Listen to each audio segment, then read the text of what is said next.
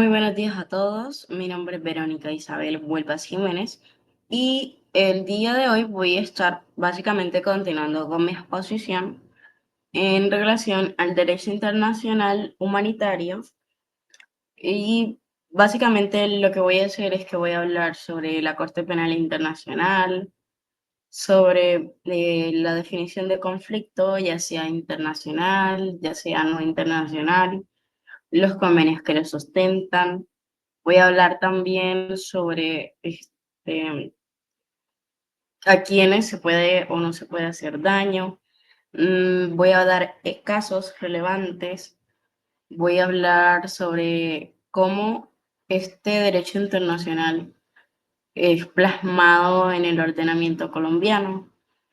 Y voy a dar ejemplos de casos de crisis humanitaria o conflicto interno en Colombia, y, pues específicos de la materia.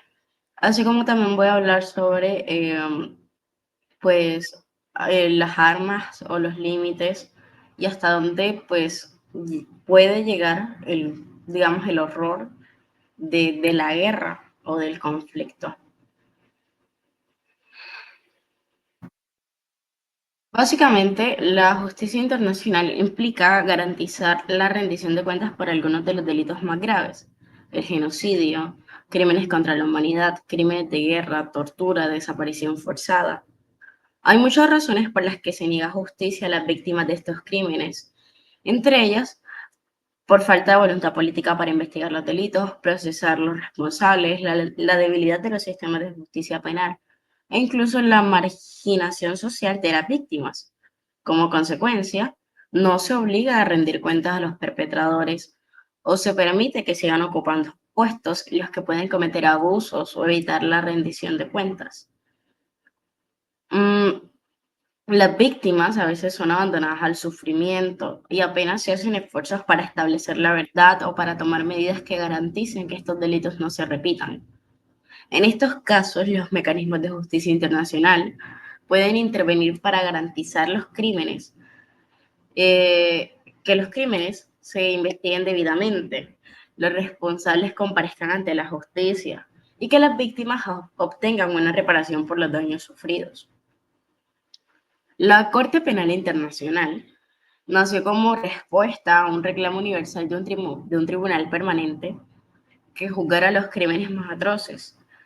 Fue instituida por el Estatuto de Roma, adoptado el 17 de julio de 1988, y entró en vigor el 1 de julio de 2002. Su sede está en La Haya, en Holanda, y su esencia consiste en ser un órgano complementario frente a otros sistemas nacionales, ya que no solamente interviene allí donde los tribunales internos no puedan o no quieran procesar los crímenes graves con credibilidad. Su competencia abarca los crímenes de genocidio, de lesa humanidad, guerra y bajo condiciones especiales algunos crímenes relacionados a la agresión. Pero esta competencia no opera de manera automática o de manera universal. Debe existir una conexión normativa o una derivación por parte del Consejo de Seguridad de la ONU y cumplir con requisitos de admisibilidad. Por ejemplo, que ya este caso no se esté investigando por una instancia nacional competente. En Colombia, el Estado firmó el Estatuto de Roma el 10 de diciembre de 1998 y no solamente lo ratificó en la Constitución y en su bloque de constitucionalidad, sino que también lo ratificó el 5 de agosto de 2002 en la Ley 742 de 2002. Sin embargo, al ratificar, Colombia formuló una reserva transitoria respecto a los crímenes de guerra que operó por 7 años. Es decir, esos crímenes no serían juzgables por la Corte Penal Internacional hasta el periodo de que la reserva expirara. En la práctica colombiana la implementación ha sido parcial. Por ejemplo, el Código Penal incorporó varias figuras alineadas con el estatuto: el asesinato, la desaparición forzada, la tortura, eh, la- el desplazamiento forzado, pero No todas las dimensiones contextuales de los crímenes contra la humanidad están recogidas en la normativa interna. Entre los casos que han marcado la jurisprudencia de la Corte Penal Internacional están, por ejemplo, el de Tomás Lubanga, condenado por reclutar niños soldados en la República Democrática del Congo; Omar al-Bashir, por genocidio y crímenes de guerra en Darfur; y también el pedido de orden de arresto contra Vladimir Putin por presuntas deportaciones ilegales de niños, de menores de edad ilegales ucranianos. Pasamos entonces al derecho humanitario, que es una rama del derecho internacional que se activa exclusivamente cuando hay un conflicto armado. No sirve para regular protestas, disturbios, represión policial ordinaria, porque el umbral para su aplicación es alto. Su propósito básicamente es contener el horror inherente en los conflictos armados, limitar los métodos de lucha y proteger a quienes no participan o han dejado de participar en las hostilidades. Un conflicto armado no es simplemente violencia. Debe tratarse de hostilidades sostenidas de partes estructuradas. Ya sean estados o grupos armados organizados, con cierto nivel de intensidad y con control sobre recursos para planificar y ejecutar operaciones militares. En el derecho internacional se distingue entre dos tipos de conflicto. El conflicto armado internacional, que es cuando los estados se enfrentan, y el conflicto no internacional, que es cuando operan fuerzas gubernamentales y grupos armados organizados. Ambos son regulados por los convenios de Ginebra y el protocolo adicional 1 y el protocolo adicional 2 respectivamente, ambos del 77.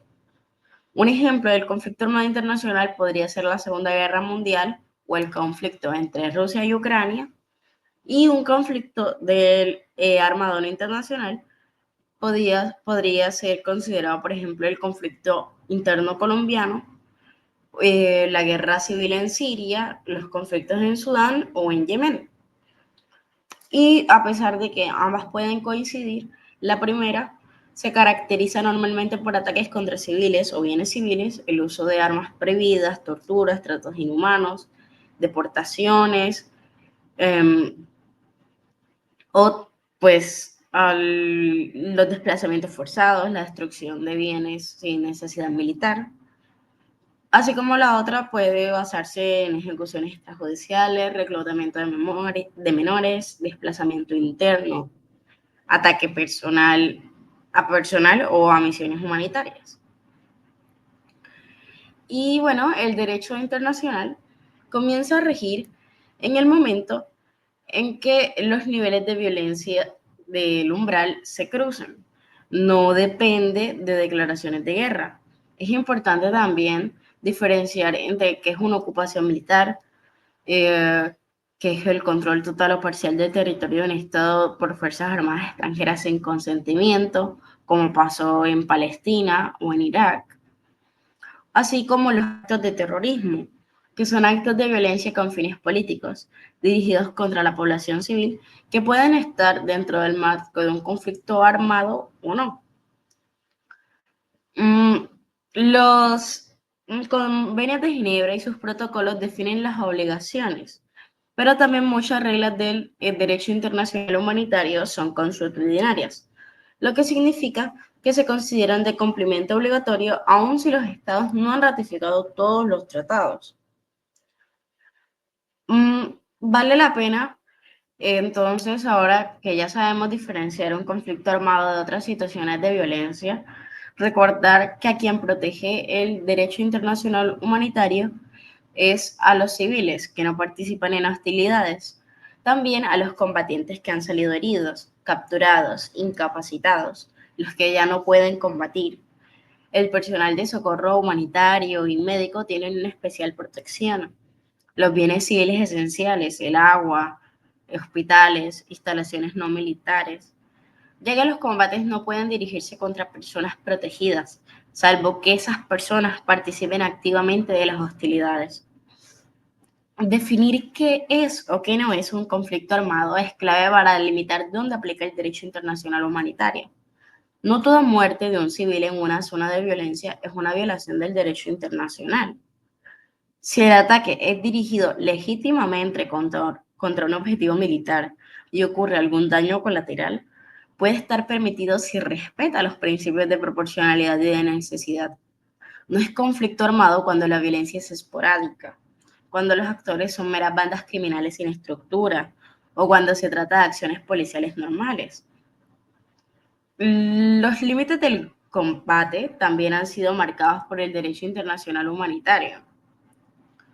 El principio de distinción obliga a diferenciar entre civiles y combatientes, prohíbe ataques indiscriminados. El principio de proporcionalidad señala que los daños civiles no pueden ser excesivos en relación con la ventaja militar concreta esperada.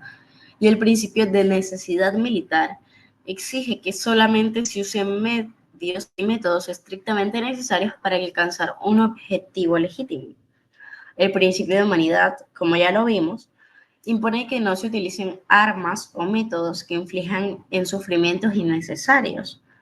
Además, hay prohibiciones específicas, armas químicas, biológicas y minas antipersonales que están en la Convención de Ottawa, por ejemplo, las municiones en racimo, las armas incendiarias en determinados contextos, etcétera. Para que estas reglas no queden en papel mojado, existen mecanismos de verificación y de sanción. Por ejemplo, el Comité Internacional de la Cruz Roja, del cual hace parte la Media Luna Roja, que es básicamente pues, el equivalente en el mundo musulmán, tienen un rol privilegiado como guardianes de derecho internacional humanitario, visitan detenidos, supervisan condiciones humanitarias, promueven el respeto de las normas y median entre las partes. A su lado, las jurisdicciones nacionales, fiscalías, tribunales, órganos regionales e internacionales investigan violaciones graves. En Colombia, la Jurisdicción Especial para la Paz, la Fiscalía General y la Corte Constitucional son piezas centrales en el monitoreo y la sanción de crímenes relacionados en el conflicto armado. Un detalle particular en Colombia es que el país ratificó los convenios de Ginebra en el 1949 por la ley 5 de 1960, así como los protocolos adicionales primero y segundo. En el ámbito constitucional, la Corte ha sostenido que que las normas del derecho internacional humanitario son obligaciones per se, es decir, que no requieren una ley nacional adicional para obligar al Estado. Además, cuando Colombia adoptó el Estatuto de Roma, incluyó mecanismos en su legislación penal interna para incorporar crímenes internacionales, aunque ha tenido algunas lagunas y hay cuestionamientos y decisiones constitucionales sobre la implementación normativa. En casos prácticos, Colombia ha aplicado el principio de precauciones en ataque, exigiendo que las fuerzas beligerantes tomen todas las medidas factibles para evitar o minimizar daños a civiles, bienes civiles, e incluso suspender ataques si el objetivo no es militar legítimo, y evitar ubicar objetivos militares cerca de la población civil. Cuando hablamos de atacar civiles en conflictos armados, el derecho internacional humanitario prohíbe expresamente ataques directos contra la población civil o bienes civiles. Esta prohibición parte del principio de la distinción, que exige que las partes del conflicto distingan siempre entre quienes participan directamente en las hostilidades y quienes no. No se puede atacar a la población civil como tal, ni usar escudos humanos, ni convertir bienes civiles en blancos militares para conseguir ventaja táctica, aunque haya presencia militar cerca. Los estándares están en los convenios de Ginebra, sus protocolos y en normas de derecho consuetudinario aceptadas universalmente. No todos los civiles tienen protección absoluta si participan directamente en hostilidades.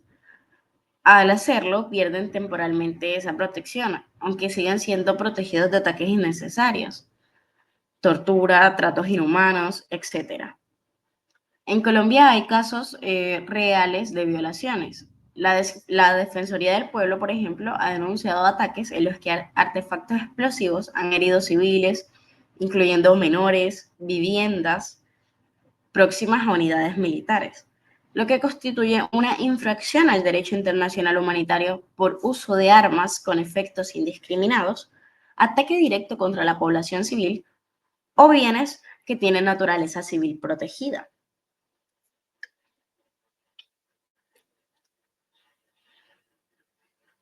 En cuanto a las armas no permitidas o cuya regulación está muy limitada bajo el derecho internacional, hay varios tipos.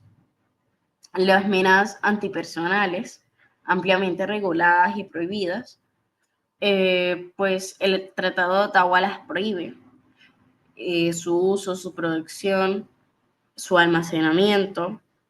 Mm, y es porque estas, por ejemplo, son indiscriminadas por naturaleza, ya que no distinguen entre un objetivo militar y uno civil. También las municiones en racimo, lo que en inglés se llama cluster munitions, están prohibidas bajo el Convenio de Municiones en Racimo de 2008. Las armas químicas y biológicas, ya sean asfixiantes, ya sean, ya sean armas bacteriológicas, y se ha prohibido el desarrollo, la producción y el almacenamiento de estas armas, tanto en 1972 como en 1993. Las armas láser cegadoras, específicamente diseñadas para causar ceguera permanente al ojo descubierto, están prohibidas. Y las armas incendiarias, que tienen restricciones especiales cuando el ataque se realice en zonas civiles densamente pobladas, o si no, se toman precauciones para evitar daños civiles. Algunas armas incendiarias no están prohibidas de plano, pero su uso está regulado para evitar daños desproporcionados. Sobre instituciones que regulan o velan por el cumplimiento del derecho internacional humanitario, tanto en el ámbito internacional como nacional, inicialmente, ya lo dijimos, destaca el Comité Internacional de la Cruz Roja, que actúa como órgano neutro para supervisar el cumplimiento, visitar detenidos, asistir víctimas, promover el derecho e investigar violaciones. También tribunales internacionales como la Corte Penal Internacional o el Consejo de Seguridad de la ONU, que remite casos. Mecanismos de Naciones Unidas, por ejemplo, comisiones internacionales de investigación, tratados multilaterales como organismos de supervisión, como las convenciones de las armas. En Colombia también hay varias instituciones y mecanismos que se encargan de proteger el derecho humanitario. Por ejemplo, la Comisión Intersectorial Permanente para la Coordinación y el Seguimiento de la Política Nacional en materia de derechos humanos y derecho internacional humanitario, que se creó en el 2000 por el decreto 321 y fortalecida luego por el decreto 4100 para asumir funciones de articulación, seguimiento, evaluación de compromisos internacionales y derecho internacional humanitario. El Grupo Impulso de Política Pública en materia de derechos humanos y derecho internacional humanitario, que es dependiente, por ejemplo, del Ministerio del Interior, que coordina la implementación de la política nacional y capacita a las entidades territoriales en materia de derecho internacional humanitario, así como a las entidades judiciales o organismos autónomos o semiautónomos como la Defensoría del Pueblo, que monitorean, denuncian infracciones y promueven derechos de las víctimas civiles.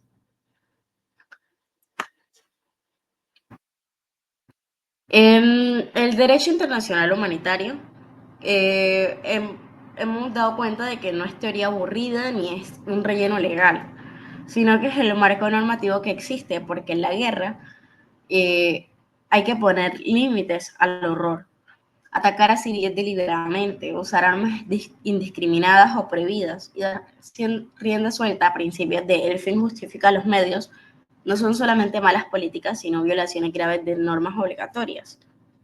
Algunas incluso normas que no admiten excepción. En campos reales como Colombia, la dificultad no está en la intensidad del marco legal, que es bastante robusto gracias a ratificaciones nacionales de los principales tratados y el reconocimiento constitucional del derecho internacional. sino en su implementación. ¿Quién investiga? ¿Quién sanciona? ¿Qué tan independiente es la justicia? ¿Qué tan protegidas están las víctimas? ¿Cuánta capacidad tienen los actores armados para cumplir las obligaciones si es que existe la voluntad política? Hemos visto entonces que incluso en los momentos más oscuros existe un esfuerzo constante por preservar un núcleo de nuestra propia humanidad. Y este esfuerzo se llama derecho internacional humanitario. Muchísimas gracias.